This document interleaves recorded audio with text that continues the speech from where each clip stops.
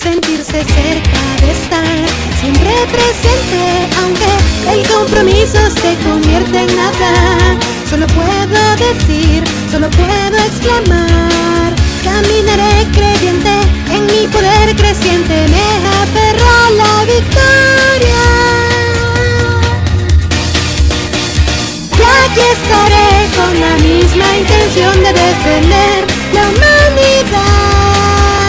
El equilibrio encontraré, porque deseo integrar. Más tarde voy a convertirme en parte de la historia y seguiré el camino que me tocó cumplir. Lo encontraré, insuperable estaré, y la derrota ahuyentaré con mi poder que fluye dentro de mi ser.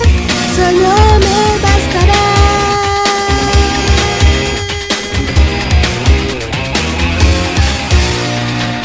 ¿Acaso pronto percibo que el tiempo es enemigo y pronto hará que me enrede en la brisa? Ya más coraje me sobra y disgustarme sobra de los que acá destruyen la paz. Diré, no es divertido ver sufrir al mundo. ¿Qué es lo que eres tú? ¿Qué es lo que quieres ya?